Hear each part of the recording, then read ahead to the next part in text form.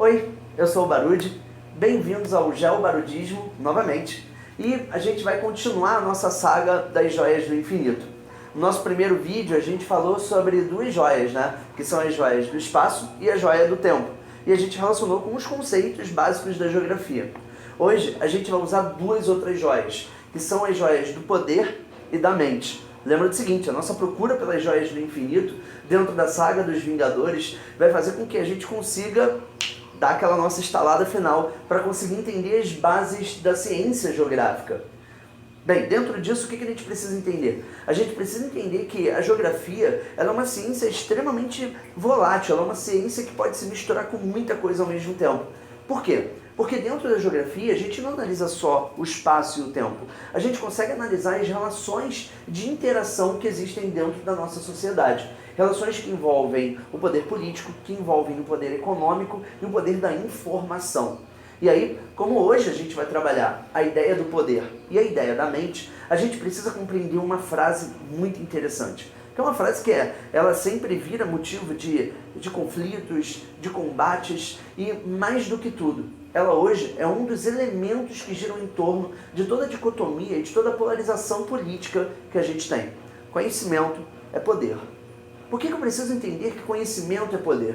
Porque a partir do momento em que eu aglomero mais informações, mais conhecimento, mais tudo sobre tudo, mais eu tenho domínio de retórica, mais eu tenho domínio de oratória. É óbvio que a partir do momento em que eu tenho muito domínio de conhecimento, eu posso virar um incômodo para qualquer um que se interesse por negar aquele conhecimento. E aí, a única forma que aquele cara tem que fazer é, ou ele denigre, as únicas formas, ou ele denigre aquele sujeito, ou ele diminui aquele sujeito que de alguma forma aglomera conhecimento, ou ele o ataca com o conhecimento que é agregado ao pensamento dele. Ficou meio confuso isso, Mas enfim, os conflitos ideológicos que existiram no mundo durante tanto tempo, a Guerra Fria, as guerras mundiais, hoje nós temos uma guerra de informação. Se você parar para prestar atenção, o seu Facebook, o seu YouTube, as suas redes sociais, o seu WhatsApp, as suas redes como um todo, todas elas giram em torno de muita polarização sobre muitos pensamentos. Nós temos grupos progressistas, nós temos grupos conservadores, mas dentro de todo esse processo a gente tem que entender aonde que essas joias, a joia do poder e a joia da mente estão inseridas. Elas estão inseridas justamente pelo fato de que esse conhecimento todo aglomerado cria poder. Ele cria poder o suficiente para poder mudar tudo em um território. Seja o pensamento político, seja o pensamento social, sejam os próprios movimentos sociais. Sejam eles de direita, sejam eles de esquerda. Só que dentro disso, a gente tem que entender quais são os heróis da Marvel que poderiam nos ajudar nesse processo. O primeiro deles é um cara que é bilionário, é filantropo, e ainda tem uma armadura muito bolada. É um cara chamado de Homem de Ferro, Aquele cara... Então, o Homem de Ferro, ele além de ser filantropo, bilionário, ele também é um cara que é chamado de gênio. Isso quer dizer que ele tem tanto conhecimento, mas tanto conhecimento, que ele acaba se destacando entre todos os outros. E dentro desse processo, quando você vê, por exemplo, no primeiro filme do Homem de Ferro, você consegue entender que mesmo sendo ele um cara muito, muito rico, ele também é um cara que detém muito conhecimento sobre técnica e sobre a tecnologia. Isso quer dizer que a partir do momento em que ele tem aquele domínio técnico e tecnológico, ele vai conseguir fazer com que a prática do poder dele, da armadura do Homem de Ferro, acabe se transformando em uma espécie de pacificador. Reparem que a partir do momento em que ele, empresário, que tem todo aquele poder, consegue ter não precisa nem ser uma joia, mas o próprio poder do capital bélico, a armadura dele é uma grande máquina de combate, só que máquina de combate é uma outra armadura, mas de qualquer forma, a partir do momento em que ele tem esse tipo de característica, o Homem de Ferro consegue ensinar pra gente uma lição. A lição dele é que a partir do momento em que você detém tecnologia e detém capital, você detém poder sobre outros territórios, sobre outras nações ou até mesmo dentro da sua própria nação. A partir do momento em que ele vira o Homem de Ferro, o governo dos Estados Unidos surta, porque ele não consegue entender o quanto que aquele cara está à frente de tudo que o exército americano já produziu. Isso significa que a partir do momento em que ele detém esse poder e esse controle do poder, informação da tecnologia, da armadura do Homem de Ferro, do reator dele, o que vai acontecer? O governo dos Estados Unidos precisa arranjar um jeito de combater aquilo ali. Então repara que, pelo próprio fato de ele deter poder, de ele deter informação e tecnologia, ele acaba condensando um meio que, olha novamente, o Milton Santos entende como meio técnico, científico, informacional. O meio técnico-científico informacional é a base da terceira revolução industrial. É a base de uma revolução industrial que vai fazer com que os nichos de informação, os eixos de informação, se transformem em uma estrutura formosa o suficiente para conseguir fazer com que a produção industrial se espalhe pelo planeta inteiro. E aí eu tenho as tais fábricas globais. Eu tenho técnicas inseridas a isso. Uma técnica chamada de pós-fordismo, que é uma técnica que amplia a flexibilização industrial, e uma outra técnica chamada de toyotismo, que é vinculada a dois processos. Just in time, que é a produção conforme a demanda, e um outro chamado de Kanban, que é um método de miniaturização, chamado de método dos cartões, onde cada pedaço do processo de produção conhece sempre a outra parte. A partir do momento em que isso acontece, quando você vê outros filmes, como por exemplo a Era de Ultron, dos Vingadores, você consegue entender muito bem como é que isso funciona. O Homem de Ferro percebe que ele não é capaz sozinho de conseguir criar uma máquina perfeita o suficiente para substituir os Vingadores, para substituir a mão de obra humana. Ele precisa mecanizar, ele precisa robotizar mais ainda o processo. Sendo ele um homem-robô, um Mr. Robot, aquilo ali não é o suficiente. Ele precisa, de fato, criar uma máquina capaz de substituir todos os humanos que são perdidos nos conflitos que os Vingadores têm. E aí, quando isso acontece, quando ele cria o Ultron, que acaba sendo um problema, lembrando que o Homem de Ferro ele tem um inimigo, melhor, ele tem um amigo, ele tem um melhor amigo chamado de Jarvis, que é um programa de computador. Nada mais incrível para entender sobre a rede, como ela funciona, a partir de alguém como o Jarvis. Só que o que é legal é que o Homem de Ferro acaba buscando parceria com um outro cara, chamado de Bruce Banner, o Hulk.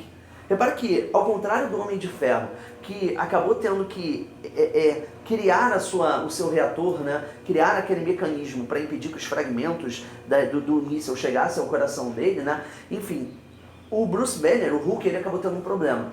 Por quê? Parte do empirismo é o perigo dele. Parte de você fazer as tentativas e erros dentro da pesquisa científica, dentro da pesquisa acadêmica, é o fato de que você acaba ganhando muita prepotência, você acaba ganhando o poder do conhecimento. E no caso do Bruce Banner, ao contrário do Homem de Ferro, que acabou se dando bem, construindo aquela cápsula azul bonitinha para conseguir proteger a própria vida, e aquilo vira a fonte de energia da armadura dele, o Hulk, na verdade, Bruce Banner, antes de virar o Hulk, não tem essa sorte.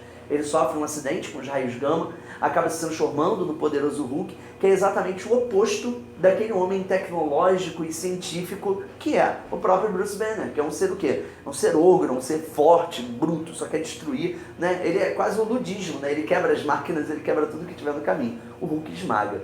E aí o negócio é que é curioso, porque na Era de Ultron, o Homem de Ferro e o próprio Bruce Banner se juntam para tentar criar esse robô boladão, E aí a gente já sabe que no desenrolar da Era de Ultron, o Ultron acaba se montando contra, porque ele percebe que dentro das redes de informação da internet, ele conseguiu perceber que os dois fixos que existem, conceito também do Milton Santos, os dois fixos do conflito que existem são aqueles que querem o poder e aqueles que estão para serem tomados, ou os que querem o poder daquele que também quer. Então, a partir do momento em que a guerra como fluxo existe, ela existe entre dois fixos, a nação A, ou o território A, ou o grupo A, que quer ter o poder, e o grupo B que quer ter exatamente a mesma coisa. Segundo o Ultron, se eu exterminar os dois lados, eu consigo resolver o problema. Qual o problema? Exterminar os dois lados significa tornar todo o resto da população o efeito colateral dessa destruição inteira. E ele vira um vilão por isso. O negócio é que a partir do momento em que eu tenho esse tipo de coisa acontecendo, a história dos Vingadores evolui e eles acabam percebendo que mesmo que a tecnologia evolua muito, você vê que a armadura do Homem de Ferro vai ficando bolada, Ele deixa de ser aquele Lego se encaixando, ele deixa de parecer um Megazord, uma coisa se encaixando, e aí depois disso ele acaba tendo uma armadura nano, cheia de sacanagem, não sei o que, toda boladona. Você vai vendo que a partir do momento em que o Bruce vai alterando as suas formas de comportamento, ele vai acabar criando mais um outro pensamento, Dentro da ideia de poder, do poder físico do Hulk, ele acaba entendendo que aquela realidade que existe dentro dele pode ser aceita ou não. Isso aí você vai descobrir depois. Mas o negócio é que falta um último herói. Para a gente conseguir fechar o nosso pensamento de redes, o último herói é um dos heróis mais incríveis dentro da ideia do poder e dessas realidades que a gente tem dentro das Joias do Infinito. É um cara chamado Stephen Strange, o Doutor Estranho. Reparem que ele vai viver justamente a oscilação entre dois mundos. O mundo da ciência, onde ele é um neurocirurgião, e o mundo do etéreo, né? O mundo das religiões, da fé, do espírito, aonde ele se transforma no Doutor Estranho. Repara que ele acaba tendo uma característica muito interessante, semelhante ao próprio Bruce Banner e semelhante também ao próprio Tony Stark, o Homem de Ferro.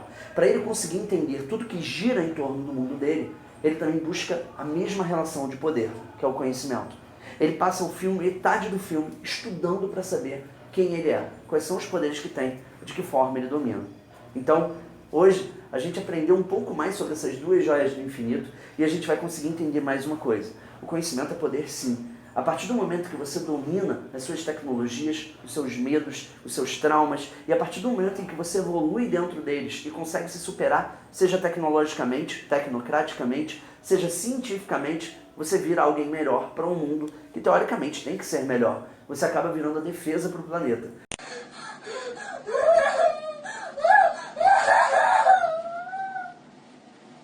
E dentro disso, esses três heróis entendem muito mais do que eu e do que qualquer um.